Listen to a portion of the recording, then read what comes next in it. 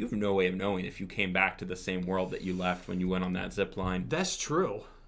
This could be a whole different reality than the one that you were living in. Maybe this is your afterlife. Huh.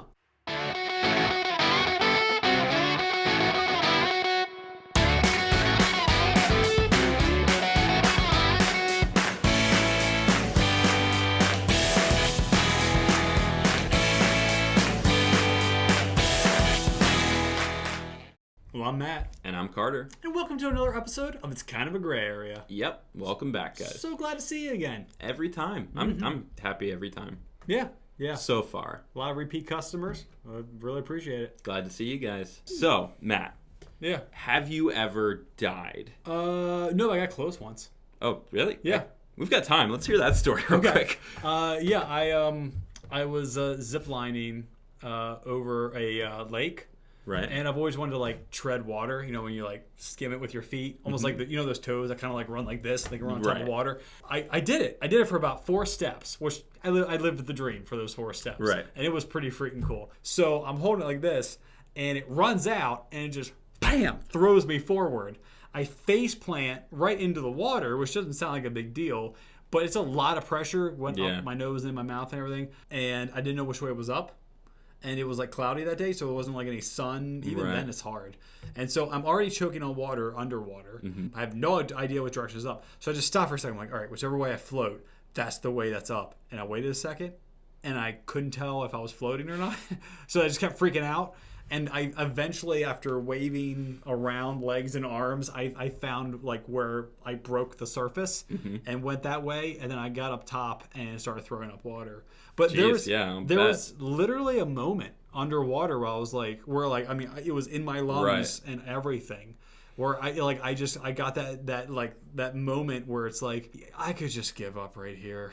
It was surprisingly peaceful. It didn't hurt. Do you think about maybe you did die? I mean, maybe. You went into the water, breathed in a bunch of water, couldn't figure out which way was up or down. Felt a moment of peace for a moment. Felt peaceful that you could just pass on and it would be okay. And then all of a sudden you break the surface of the water. You have no way of knowing if you came back to the same world that you left when you went on that zip line. That's true. This could be a whole different reality than the one that you were living in. Maybe this is your afterlife. Speaking of the afterlife, before I announce this, I'm going to give a disclaimer. Okay. Because today's shade is about hell. We're not talking about anything religious. We're not getting into that. We don't want to be disrespectful of anyone's beliefs. Nope. This is purely going to be about like that cartoon version of hell that we all know from movies and TV. Yeah. That in mind, is that mainstream interpretation of hell practical? So when you say practical, you mean like... Is it business-wise? Does it make the most sense for an afterlife or for that version of an afterlife? And let me present my case on this. Okay. Because I know this is a little off the wall, but here's what I mean by this. All right. So I did a little bit of digging, and there's a group known as the Population Reference Bureau. They estimated in 2017 that roughly 108 billion people have ever been born. 108 billion? 108 billion. I would have guessed like 30 billion. 108 billion. Because there's like 7 or 8 billion now? 7.7 billion from what I looked up. All right, I'm going to round up to 8 for people that don't know. Sure. As of 2017, it was 7.5 billion, which means that our current population of people existing on Earth as humans represents about 7% of all humanity to have ever existed. Wow. If even a quarter of the total population of people to exist, if even just a quarter of them go to hell. And there's how many again? 108 billion. 108 billion. Yeah. All right, so we're going to say we'll just say 30 billion. 30 billion people go to hell. That's a lot of people. That's a significant amount of souls. That many souls require a ridiculous amount of infrastructure and paperwork and regulation of these demons. Okay, because you got to keep track of them all. Right. You can't have one demon torturing 30 billion people. You got to break it down. So then you've got one demon to, let's say, like a 20 to 30, like a classroom-sized group of souls. Yeah. So you've got one demon for every 30 people, and then you've got 30 billion souls. So you're going to have billions of demons, and then there's demons that have to keep track of the other demons and which groups belong to which demons of which department. Before you know it, you've got like a team of accounting demons and HR demons, and then what do they get compensated with? Because they don't get to just enjoy torturing people. They're too busy doing paperwork. The devil, the head demon, Right. all right, he probably started off with like, I'm going to torture people. And then after a couple centuries, or you get like 1 billion people in there or whatever, he's probably just like, oh, the paperwork I'm under right now. Well, it's like any entrepreneur. This turned into a business. Yeah. You start by doing all the work yourself, and you take great pride in it. And enjoying it. After a few thousand years or so, you're going to want to like outsource that work to someone else. Then you hire new employees. But then you got to keep track of those employees. Right. You can't just hire them and walk away. And then how do you recruit new demons? Because that population will ever be expanding. But I feel like there's only a limited number of demons. Okay, all right, let's theorize this. From my understanding, people don't become demons. There are demons and there are people. Right. So there has to be a limited number. So either there were a lot of bored demons before people came, or maybe a lot of bad people went to hell, but so many that they're like, guys, we outnumber the demons like 1 billion to 1. So now it's just like all these really bad people running hell, and they're just like, it's just chaos down there, which is like another type of hell. The numbers may have been skewed in the bad people's favor. I mean, that makes sense to me. I mean, just overall, it starts to feel a little ridiculous, right? Like, this cannot be a sustainable model for how hell is run. No. It's just not effective. They had to have adapted with the times. Right. So it sounds like we're both kind of on the same page that this is not a practical way of running hell. From a human, visual, understandable standpoint, no, I don't think it is. Right. So what would be a more effective way of running hell? I don't know if we want to come up with a good system for hell to run. I think it makes the most sense in this cartoon version of hell. Yes. You just get people to torture themselves. Oh, like it's kind of a good... no. Like it's like the good place. Right. It's kind of a good It's kind area. of a good place. It's kind of a good area. Right. Like the good place. Right. Yeah. I know you haven't watched Preacher, but in Preacher, they have everyone in these little cells with like a little hologram projector replaying the worst moment of their life forever. That's a fantastic system. It requires very little maintenance. Let's assume people don't need food or water. Well, even if you do, you're not going to get it. Yeah. You don't have to constantly bring them provisions. I mean, yeah, you've got to get a budget together for all of the hologram projectors. Yes. But you raise the money for that, and then you set that up. And then, yeah, you just constantly expand. Oh, that gives work for the demons. They spend all of eternity building new cells. And then maybe, like, you have some of them programming or maintaining the machines. But overall, yeah, just put people in a room and let them relive their worst moments. All right, I'm sorry. So I'm just picturing a demon. Yes. Sitting at a computer. Right. Programming. I know. That's what's so funny about this idea of... No, I need a level 6 cage. No. Right. No. Yeah, that's what's so funny about all of this, is because at some point, like, we all think of demons as these scary monsters, like, thirsting for blood, but eventually they would have to punch in and punch out. Yeah.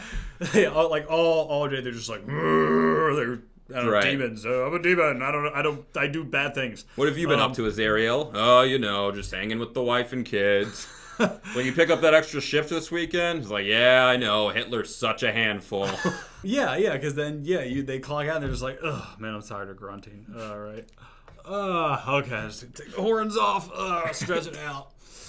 So at the end of the day, I think it sounds like we're both pretty much saying that the mainstream cartoon version of hell is not practical. Yeah, I would agree that it seems outdated.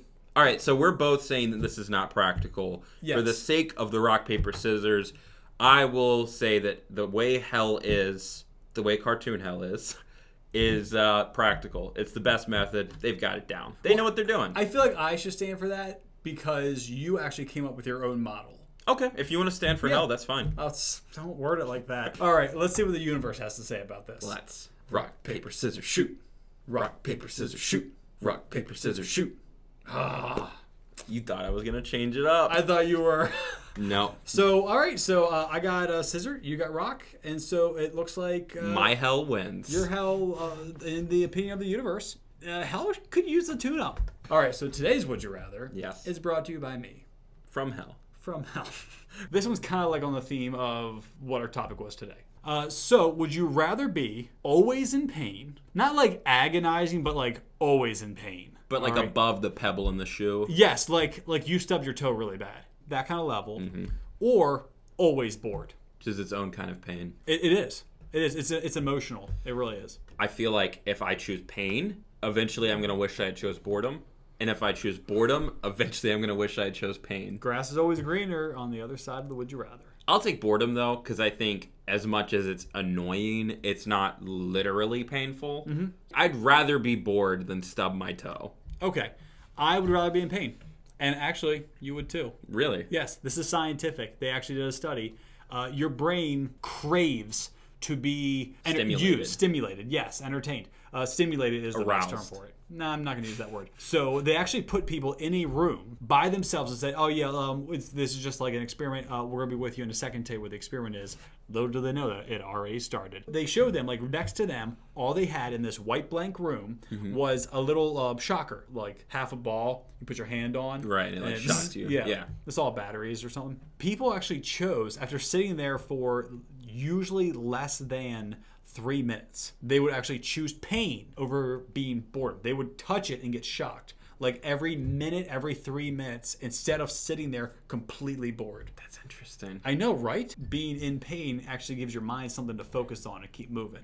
Isn't that crazy? But I think a perpetual pain would be just as psychotic. I think that would drive you insane just as quickly. No, people live with perpetual pain all the time. But we're talking about, are we saying like a human lifespan or like all of eternity? No, a human lifespan. Oh, see, I'm still thinking about like in terms of hell. Oh, no. Yeah. No, this is just like, lifespan. You would think like, oh, I don't want to get hurt, but you're right. Like boredom, would be better sometimes. I would choose pain. I know that is what would be best for my brain. I would choose boredom. I know I'd regret it later, but I just don't think I could bring myself to make that call.